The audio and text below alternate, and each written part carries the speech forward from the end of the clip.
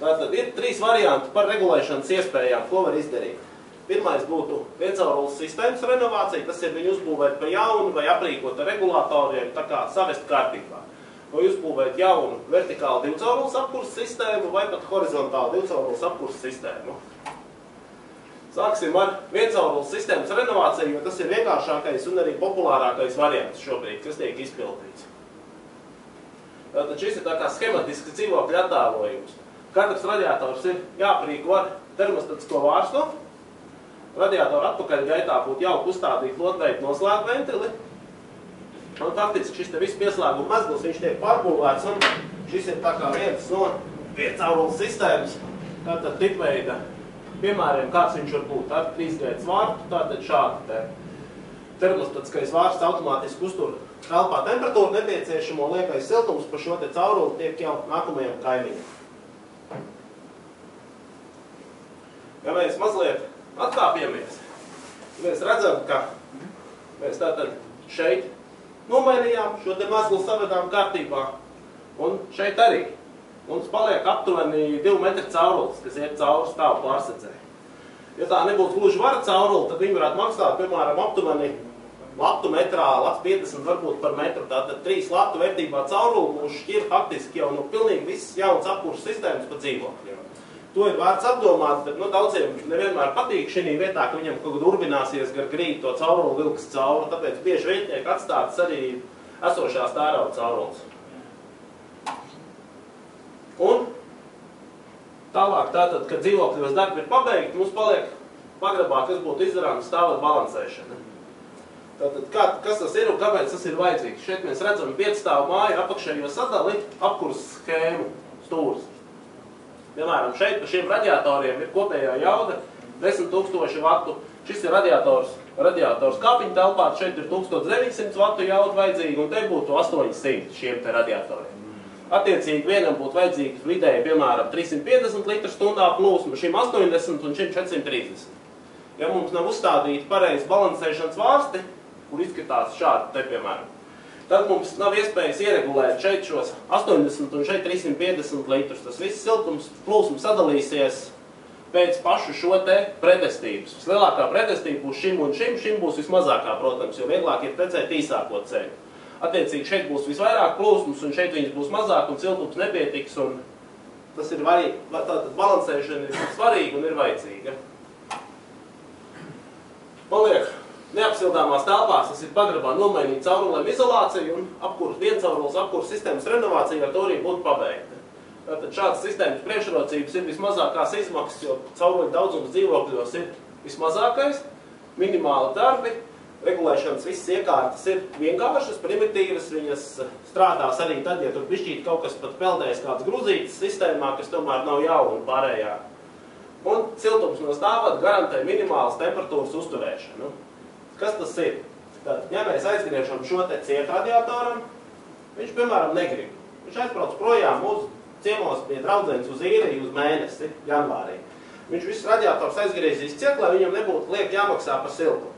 Par laimi mums paliek šeit viņam, piemēram, stāvats, no kura viņš saņem siltumu, kurš uztur minimālo nepieciešamo siltumu telpās, lai nebūtu tā, ka viņš šo telpu var izsaldēt un bojāt jau ārsiem konstrukcijas un ka kaimiņu dzīvokļi silda viņu dzīvokli. Tā kā šis stāvats faktiski dod labu. Trūkums šai sistēmai. Siltums vēl aizvien tiek saņemts secīgi. Tātad vēl aizvien, ja jūs dzīvojat neveiksmīgā kārtā, tā kā kaut kāds 7. uz šīs ķēdītes, pirms jums būs 7 cilvēki, kas jau šo siltumu būs lietojuši. Dažos gadījumos tas var būt arī manāms.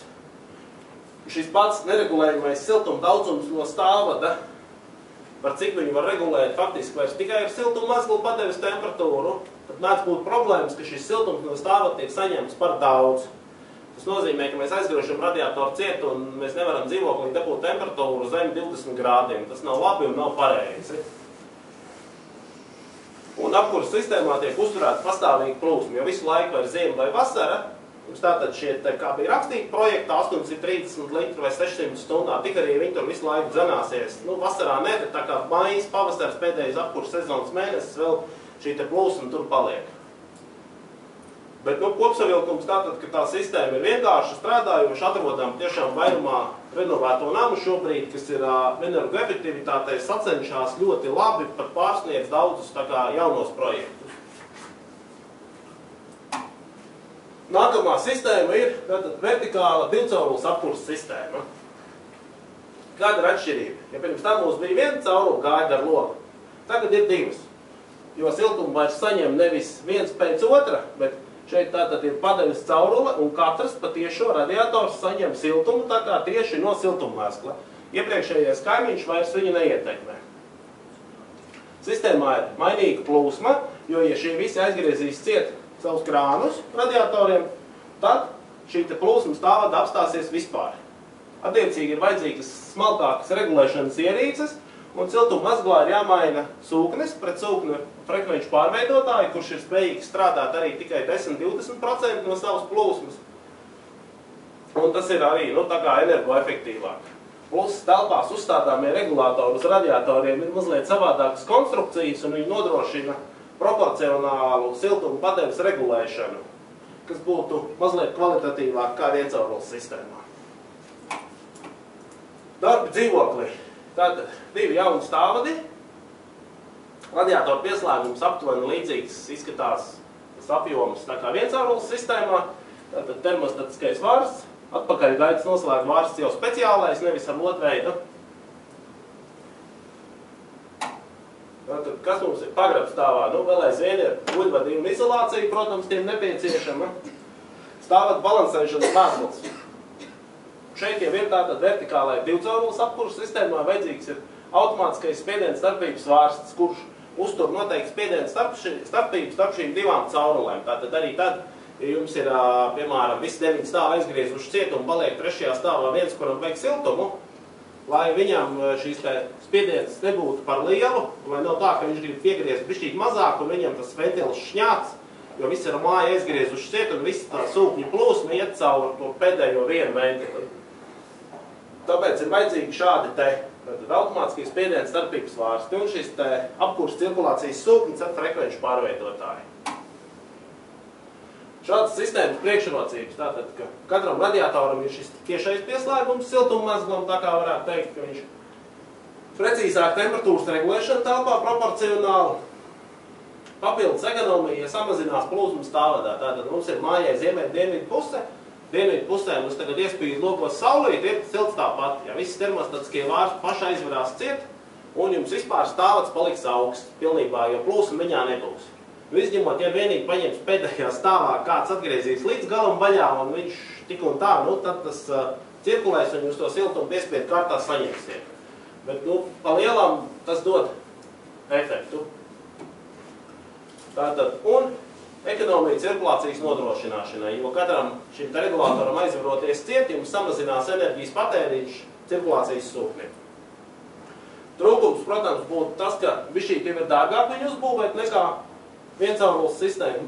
Regulēšanas iekārtas ir smalkākas, būtu jāpievērš lielāku uzmanību tam, ka vajadzētu vairāk vecās caurules nomazgāt, izmazgāt vai nomainīt, jo visam ir jābūt tīram, jo visi atveres, viss ir smalkāks daudz. Dzīvoklī divreiz vairāk cauruli. Pirms tam bija viena caurule, tagad būs divas. Bet kopumā sistēma ir ļoti piemērota daudzdzīvokļu namiem.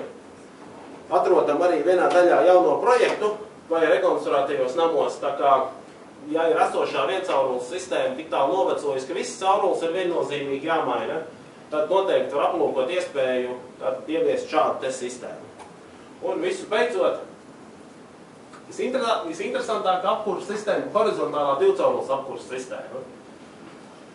Tātad visu apkurses sadalas princips ir pilnīgi savādāks. Viss esošais ar visiem stāvadiem ir jānojauc nost.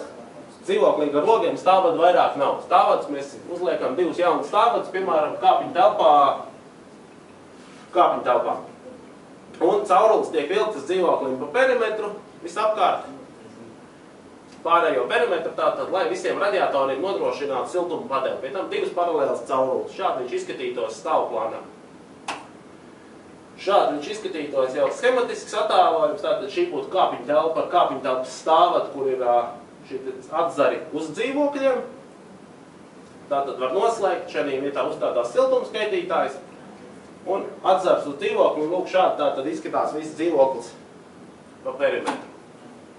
Tad darba dzīvoklī būtu, tātad jums gar loku horizontāli būtu tā kā grīdlīs liela, kurā būtu iebūvēts iekšā divas caurules, radiators, faktiski tāds pats, bet ieteicams būtu ar apakšēju pieslēgumu, kurš šeit nav redzams, bet tā tad ir iebūvēts skaists termostatiskais vārsts pašam radiatoram galā, un te apakšā tikai pienāk divas caurulītes. Jums nav lieka cauruļu dzīvoklī, drusku skaistāka dzīve.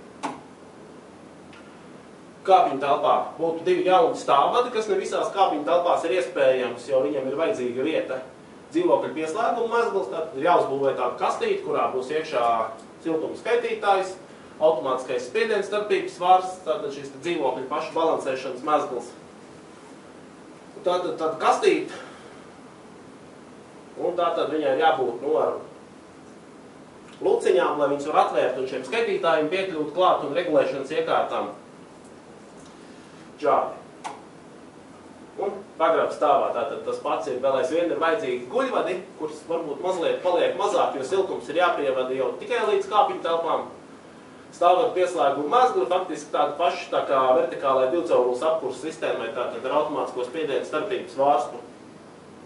Un siltuma mezglā šis pats apkurses cirkulācijas sūknis ar frekvenču pārveidotāju, lai strādātu mainīgas plūsmas sistēmā.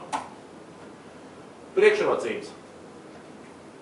Tas pats tiešais pieslēgums siltuma mezglam katram dzīvoklim, katram radiatoram. Šī pati precīzāka temperatūras regulēšana telpā proporcionālā, papildus ekonomija, jo tieši tāpat, kad viss aizgriež radiators ciet, viss plūsma visur apstājās vispār. Tā pati elektroenerģijas ekonomija cirkulācijas nodrošināšanai un vēl papildus. Dzīvoklī vairs nav redzama cauruļi. Jums pa visu perimetru caurules ir, bet viņām vajadzētu būt iebūvētām smukā penālītī, un viņas vairs nav redzamas. Tātad kaut kāds skaistums ir. Jums ir iespēja mainīt dzīvokļu plānojumu, jo faktiski jūs noslēdzot kāpņu telpā otrveidu ventīļus, divus, jūs varat vispār savu dzīvokli izjaukt, būvēt sev siltās grīdas, jebko. Jo jūs vairs neietekmējat citus kaimiņus ar to, kas jums atrodas jūsu dzīvoklī šajā apkurses sistēmā pieslēgts. Un jums ir iespēja izvēlēties siltuma patēriņu uzskaiti. Iepriekšējiem variantiem ir iespējams tikai ar siltuma maksas sadalītāju, kurš uzstādās uz katru radiatoru. Tagad jums ir iespēja izvēlēties jau uzstādīt šādus te klasiskus siltuma skaitītājus. Trūkums būtu atkal izmaksas. Šis būs jau aptuveni 2 reizes augstāks nekā stāvvada apkurses sistēmai. Ja saukt kaut kāds skaitlis, tas būtu apmēram tā. 3 kāpņu telpu 5 stāvu māja ar 45 dzīvokļiem un 150 radiatoriem. Viencaurules sistēmu savest kārtībā izmaksātu apmēram 16 līdz 20 tūkstoši latu. Jauna vertikāla divcaurules sistēma būtu aptuveni 22 līdz 26 tūkstoši. Šī būs kaut kur 45. Tātad, ievērojami lielāka summa, jo cauruļu garums, tātad, kas ir tas darba apjoms un cauruļu garums katrā dzīvoklī ir ievērojami lielāks, attiecīgi viss beigās sanāk dārgāk. Dzīvoklī ir daudz būvdarbi, jums būs tātad pa perimetru visas mēbeles, viss būs jābīt no sienām nost, jo tur būs visur jāizvelk cauruļvadi, būs jāurp sienās daudz caurumi, interesanti un jauki. Un plus vispēcot trūkums ir iespēja noslēgt apkuri dzīvoklim. Kāpēc tas ir trūkums? Apsaimniekotājiem tas var patikt, jo var piedraudēt nemaksātājiem, tātad nemaksās un noslēgsim apkuri. Ja? Bet tātad ir likums par dzīvokļu īpašumu, kur tas īpaši gan nav uzrādīts, bet faktiski ziemas laikā dzīvoklī ir jānodrošina kaut kādi 15-17 grādi. Jūs viņus nenodrošināt, tad plānās starpsienas uz kaimiņu dzīvokli sāk laist cauri siltumu. Tātad kaimiņu dzīvokļi silda šo te noslēgtu dzīvokli, kur apkuri ir noslēgta. Ja dzīvoklī šī temperatūra vēl pazeminās, jums tātad sāk caursala pārsienas, bojājās jau koplietošanas īpašumi, tātad jau nesošās ēkas konstrukcijas slēnā garā, un tas nav labi, tātad šī iespēja viņa praktiski nav izmantojama. Namos, kuros ir ieviesta šāda sistēma, viņiem ir praktiski vienošanās, ka viņi pieķer, ka kāds dzīvoklis ir pilnībā noslēdzis apkuri, un šī temperatūra tur ir pazeminājusies, šim dzīvoklim ir jāpiemēro kaut kāds sots. Pretējā gadījumā šādu gadījumu patiešām ir. Un tie dzīvokļi, kas atrodas blakus tādam, kurš viņu neizmanto ilgstoši, viņi papildus stildu šo dzīvokli un par to maksā.